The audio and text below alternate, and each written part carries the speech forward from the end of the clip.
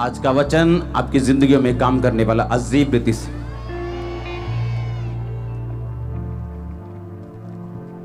क्योंकि होली स्पिरिट ने खुद बोल के आज मुझे वर्ड दिया, कल रात या परसों जो वर्ड बोल के मुझे दिया वो 2 तरह का था, जो लगातार 2 दिन मुझे मिला।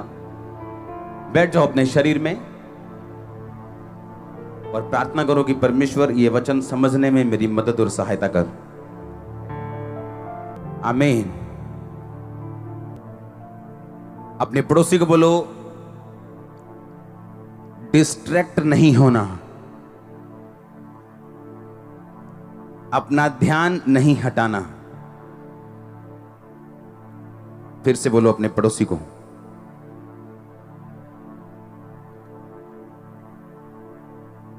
आमीन।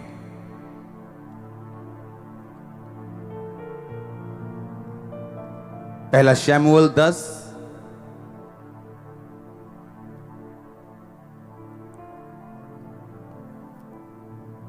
पुराने नियम में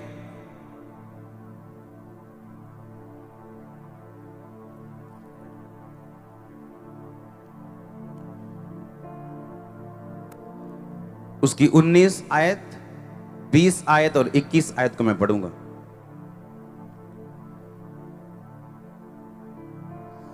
उसने कहा, दर्शी यानी प्रॉफिट तो मैं हूं, मेरे आगे आगे ऊंचे स्थान पर चढ़ जा, क्योंकि आज के दिन तुम मेरे साथ भोजन खाओगे और सवेरे जो कुछ तेरे मन में होगा वो सब कुछ मैं तुझे बताकर विदा करूंगा। और तेरी गधियां जो 3 दिन हुए खो गई थी, उनकी कुछ भी चिंता ना कर, क्योंकि वो मिल गई हैं। इज़राइल में जो कुछ मन भाव है वह किसका है? क्या वो तेरा और तेरे पिता के घराने का नहीं है? शाऊल ने उत्तर देकर कहा, क्या मैं बिन्यामीनी अर्थात सब इज़राइली गोत्रों में छोटे गोत्र का नहीं हूं? क्या मेरा कुल बिन्यामीन के गोत्र के सारे कुलों में छोटा नहीं है? इसलिए तू मुझसे ऐसी बातें क्यों कहता है कि जो कुछ इज़राइल में मन भाऊ है वो किसका है? सब बोलो आमीन।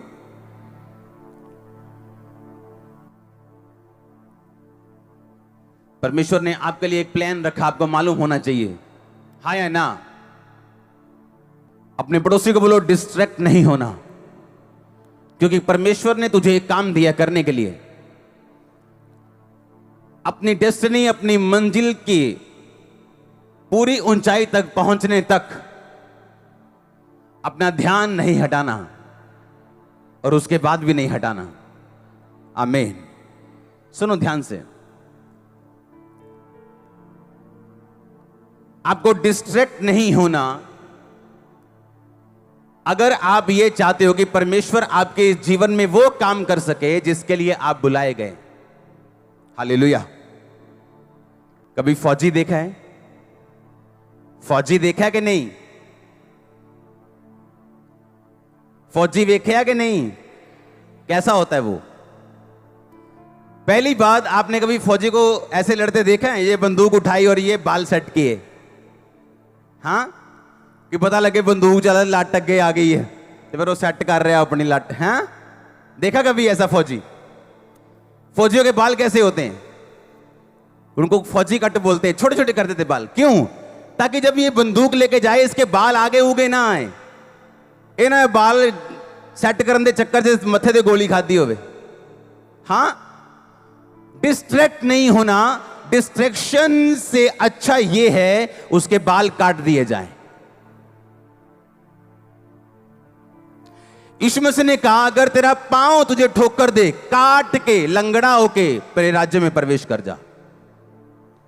तेरी आंख तुझे ठोकर दे, आंख निकाल दे, काना हो जा, इससे अच्छा कि 2 आंख रहते तू नरक में डाल दिया जाए। वो आंख आपका भाई भी हो सकता है, आपका बेस्ट फ्रेंड भी हो सकता है, आपकी गर्लफ्रेंड हो सकती है, आपका बॉयफ्रेंड हो सकता है जिससे आप प्रेम करते हो। यीशु मसीह ने कहा, डोंट गेट डिस्ट्रैक्टेड, अपना ध्यान नहीं हटाना, ऐसा ना हो उस बंदे के साथ तू नरक में डाल दिया जाए। इससे अच्छा ये है उस कमी को अपनी लाइफ से निकाल दे और काना होके मेरे राज्य में प्रवेश कर जा।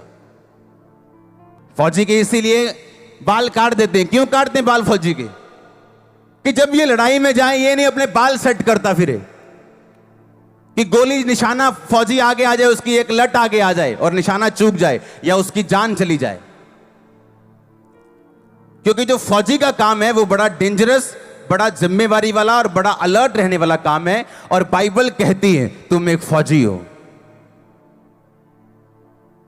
परमेश्वर कहता फौजी इसलिए कि अपनी भर्ती करने वाले के काम आए, वो अपना मन संसार के कामों में ना फंसाए।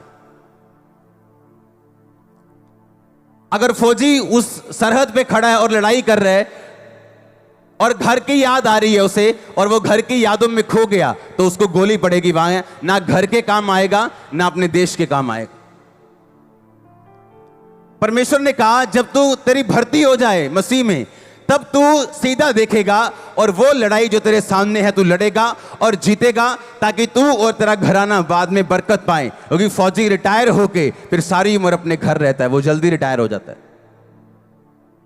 हाँ या ना?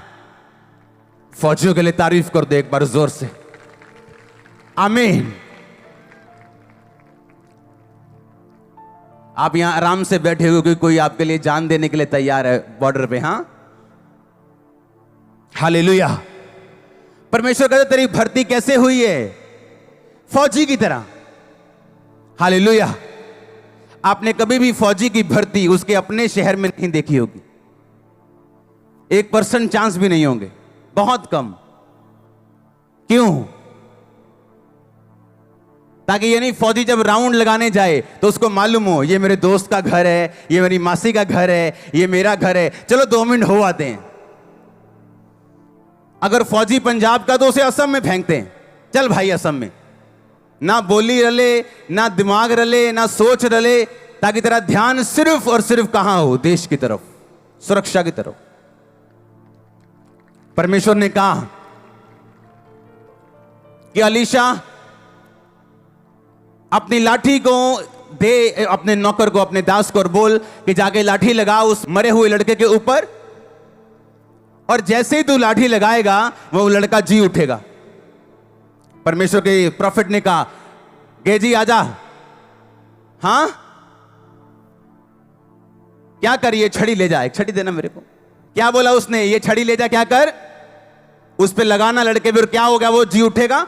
पर रास्ते में किसी को भी नमस्कार मत करना, कोई तेरा हाल पूछे जवाब मत देना, तू किसी का हाल चाल मत पूछना, बस सीधा जाना, मेरी छड़ी को उस लड़के पे लगाना और वो जी उठेगा। हाँ या ना?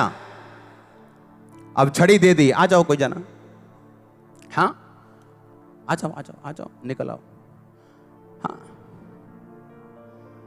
अब छड़ी दे दी। अब प्रॉब्लम क्या है? अब गेजी जा रहा है रास्ते में, लोगों को मालूम है ये प्रॉफिट की छड़ी है। और तब छड़ियां ऐसी नहीं होती थी कि कोई बांस उठा के दे दिया, उनकी अपनी छड़ी होती थी, क्योंकि लोग छड़ी लेके चलते थे। रास्ते में जानवर आते थे, पहाड़ आते थे, चीजें आती थी, तो वो छड़ी लेके चलते थे हमेशा। और उसने अपने जो हाथ में उसकी चीज होती थी हमेशा मसे वाली, वो अपने नौकर दास को दी और बोला जा और उसके ऊपर रख। पर रास्ते में किसी को हेलो नहीं कहना, कोई तुझसे हेलो वाले नहीं बोलना, कोई तू किसी से हेलो नहीं करना, बस सीधा जाना, मेरा काम करना। और रास्ते में जब वो जा रहा है और लड़के के पास पहुंचा, छड़ी रखी, वो जीवित नहीं हुआ। क्यों? क्योंकि रास्ते में लोगों को मालूम था ये छड़ी किसकी है? खुदा के प्रॉफिट की है। हाँ जी भाजी की हाल है? वाह वाह ठीक है जी, होर जी कितना ठीक ठाक तुम? पता लगे सोटी फड़ी आज अपने गुरु दी। अब हाँ, बाइबल बताती वो सेवक जो था वो पैसों का लालची था। उसे मालूम था अगर मैं ये लोगों में साबित कर दूं कि मैं खुदा के दास के बड़ा नजदीक रहता हूं, तो खुदा के दास तक पहुंचने के लिए लोग इसको भेंट देंगे। तो खुदा का दास तो अपने किसी करीब बंदे के हाथ में इतनी कीमती सोटी देके भेजेगा? और रास्ते में सब हेलो हाय चल रही है, ये हेलो हाय पूछ रहे और जाना इधर है, लेकिन घूम के जा रहा है क्योंकि अमीर का घर रास्ते में पड़ता है, और उसको बता के जा रहा है और पाजी मैं चलना काम माड़ा या पापा ने भेजा ही माड़ा। हाँ, दिखा के जा रहा है उसको। क्यों? क्योंकि वो पैसों का क्या था? लालची। डिस्ट्रैक्टेड था वो, आकर्षित था वो उस काम के लिए नहीं जो खुदा ने दिया, उस काम के लिए जो उसका दिल चाहता था। और कोई काम नहीं हुआ। हुआ क्या? कुछ नहीं हुआ। क्या कहा खुदा के दास ने? कहता जा और छड़ी क्या कर, उसके ऊपर लगा दे। वो जी उठा नहीं। शैतान आया यीशु मसीह के पास। यीशु मसीह रोजे रख के बैठे हैं और सामने पत्थर थे। शैतान आया और बोला इन पत्थरों को बोल क्या बन जाएं। क्या रोटी बड़ी चीज है? क्या बड़ी चीज है रोटी? आप जा सकते हैं, तारीफ करो। मैंने कहा क्या बड़ी चीज है रोटी? पर उस टाइम प्रभु यीशु मसीह के लिए क्या थी? बड़ी थी। क्यों? 40 दिन से कुछ नहीं खाया और शैतान परखने की कोशिश कर रहे। हां हां या ना? अब जिसके 5 बच्चे उससे पूछो बच्चा बड़ी चीज है, बोलेगा नहीं मेरे 5 हैं। पर जिसके पास नहीं है उसको पूछो। अब शैतान जिसके पास 5 हैं उसको बच्चे के लिए नहीं भरमाएगा, लेकिन जिसके पास नहीं है उसको भरमाएगा। चला एक बाबे के पास चलते हैं, चला बड़ी अच्छी दवाई देता वो, चलाओ थे मुंडा हो जाता। और परमेश्वर देखेगा आपको और वो चेक करेगा आपको, क्योंकि शैतान आपकी प्रेजेंट नीड, जो आपकी वर्तमान की जरूरत है, उससे आपको परखेगा। जो आपको नहीं चाहिए उससे नहीं परखेगा। हो सकता है एक बंदा पैसों के साथ ना भरमाया जाए, चाहे वो गरीब हो अमीर हो, पर उसकी कमजोरी एक औरत हो सकती। एक बंदे की कमजोरी औरत नहीं है, पैसा है। किसी की पैसा या औरत नहीं, कुछ और है। और शैतान आपकी कमजोरी जानता है और आपको डिस्ट्रैक्ट करने की कोशिश करता है ताकि आप वहां ना पहुंच सके जिसके लिए परमेश्वर ने आपको अपने पास बुलाया। हालेलुया। आज मैं यहां पे ना होता अगर उस टाइम परमेश्वर मुझ पर दया ना करते तो। हालेलुया। मैं यहां ना होता। तब की प्रार्थनाएं और डिस्ट्रैक्ट ना होना, अपना ध्यान ना खोना और लगातार प्रार्थना करना, उत्तर ना आने के बावजूद भी उस चीज का रिजल्ट हूं मैं और आप भी। अपने हाथों को उठाओ, थैंक यू जीसस। अपने हाथों को उठा के प्रार्थना करो, परमेश्वर मेरा ध्यान भटकने मत देना और मुझे छू खुदाबंद।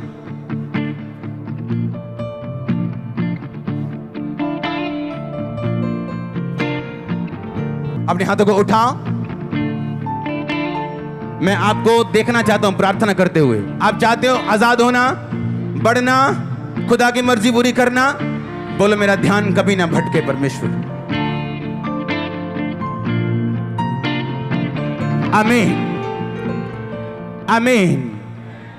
आप समझ रहे हैं आज का वचन?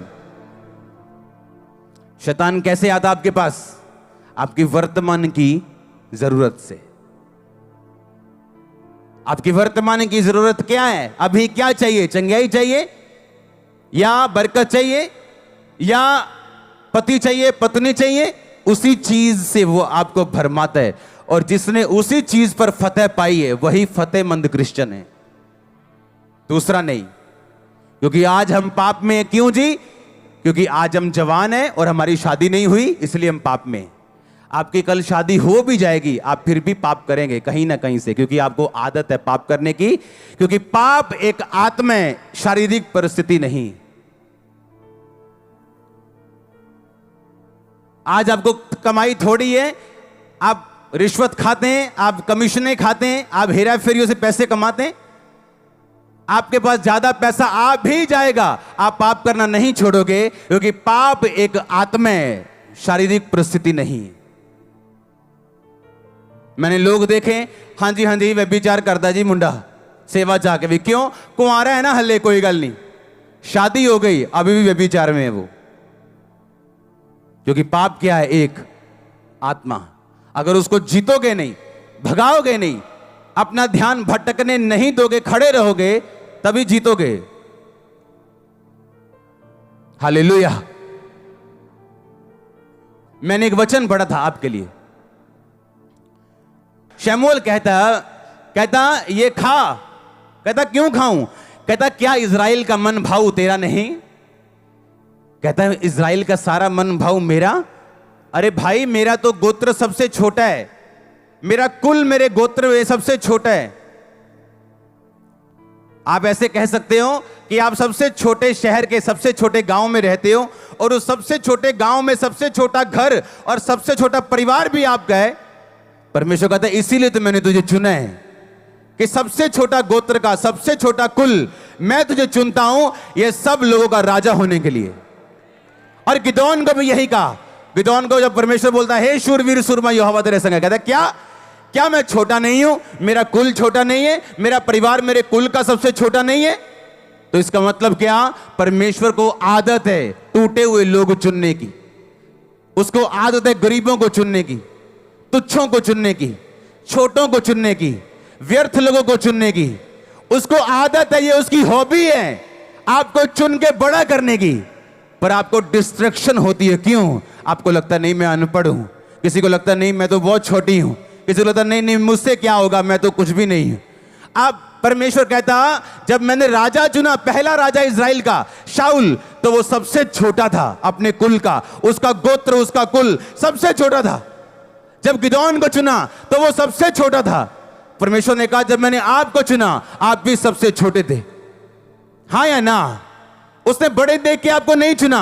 पर प्रॉब्लम यह है अपने चुनाव को आपको सिद्ध करने के लिए बड़ी चीजें कंप्लीट करनी पड़ती हैं ताकि आप फुलेस्ट अपनी ग्लोरी तक पहुंच सके। आमीन।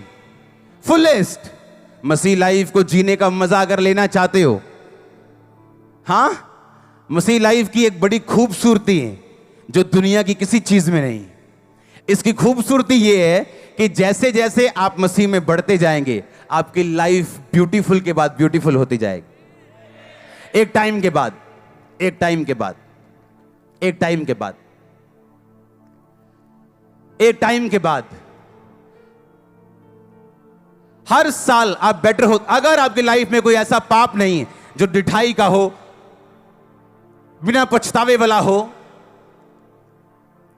तो फिर तो कुछ नहीं किया जा सकता। आप में दुष्ट आत्मा में कोई फर्क नहीं। वो भी कहते हैं यीशु प्रभु, आप भी बोलते हैं प्रभु, लेकिन काम दोनों के एक जैसे। यीशु मसीह डिस्ट्रैक्ट नहीं हुए और शैतान को बोला लिखा है इंसान केवल रोटी से नहीं, मनुष्य केवल रोटी नाल नहीं पर परमेश्वर के मुंह से निकले एक एक वचन से जीवित रहेगा। हाँ या ना? आपको डिस्ट्रैक्ट नहीं होना। लोग क्या कहते हैं? आपका दोस्त आ सकता है आपको डिस्ट्रैक्ट करने के लिए, आपका ध्यान भटकाने के लिए। आपका करीबी आ सकता है आपका ध्यान भटकाने के लिए। पतरस कहता यीशु मसीह, झिड़का उसको, झिड़को लगाई यीशु मसीह को, कहता खबरदार जो आज के बाद बोला मैं क्रूस उठाऊंगा, तेरे साथ कभी ऐसा ना हो। यीशु मसीह ने कहा शैतान मेरे सामने से दूर हो, तो मेरे लिए ठोकर का कारण है, क्योंकि मैं पैदा ही क्रूस उठाने के लिए हुआ हूं। और यीशु मसीह ने आपको भी यही कहा, अगर तुम उसके चेले हो अपना क्रूस उठाओ और मेरे पीछे आओ। अपना क्रूस उठाओ, अपने आप का इनकार करो। अगर अपने आप का इनकार कर दोगे तो शैतान तुम्हें भरमाएगा नहीं कि देख तू चंगा नहीं हुआ, देख तेरा भी बेबी नहीं हुआ। नो नो नो नो, अगर आपने अपने आप का इनकार कर दिया आप भरमाए नहीं जा सकते। आपकी इज्जत परमेश्वर की, आपकी बेइज्जती उसकी, आपका जीना उसका, आपका मरना उसका। वो आपका ध्यान रखेगा, जबरदस्त ध्यान रखेगा। सबको जय मसीह की। मैं जतिन बब्बर और आप देख रहे हैं मसीह परिवार चैनल। जैसे कि आप सब जानते हैं कि मैं इस चैनल पे प्रभु के अलग अलग दासों की वीडियोस डालता हूं, तो अगर आपको हमारा चैनल अच्छा लगता है तो आप इस चैनल को ज़्यादा से ज़्यादा सब्सक्राइब जरूर करें ताकि आप प्रभु के वचन को सुन सके। वीडियोस को ज़्यादा से ज़्यादा शेयर करें ताकि जिन लोगों तक वचन नहीं पहुंचा उन तक भी वचन पहुंच सके। सबको जय मसीह की। एक बार मैं आपसे दोबारा कहूँगा कि इस चैनल को सब्सक्राइब जरूर करें और वीडियोस को ज़्यादा से ज़्यादा शेयर करें। जय मसीह की।